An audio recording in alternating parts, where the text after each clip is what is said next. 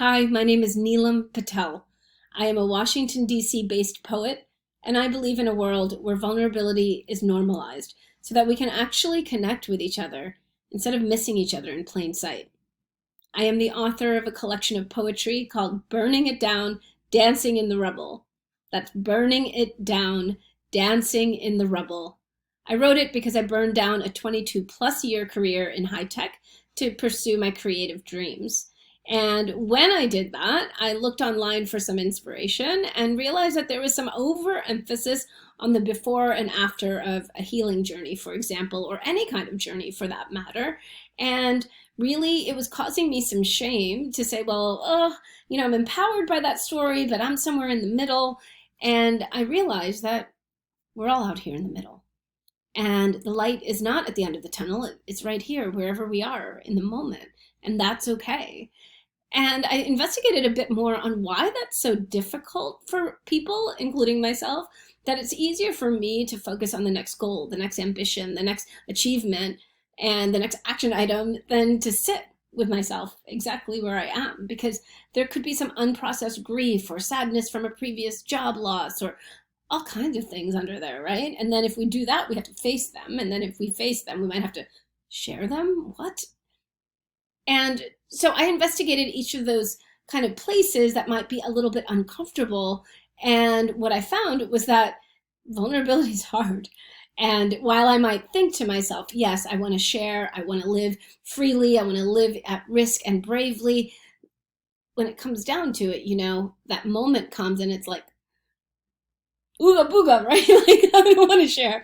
And so I have a poem that celebrates that because I think it's really important that we hold those moments as honorable, that I don't want to share, and that's a moment of protection, and that's a good thing. If I shame myself, then I'm not going to get to the next step. I'm going to stay stuck, right? It's really important to hold that strongly, for me anyway, that I'm scared to share and I don't want to.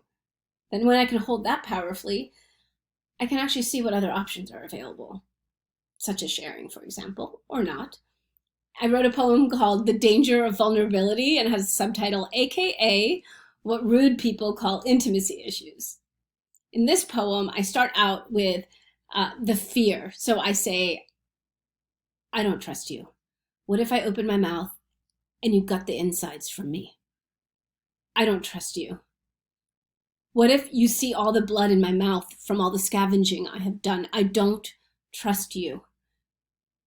Because if I did, then what if I then need you? And if I then need you, then what if I hitchhike into my life with my soft thumb exposed and you run me over with your truck?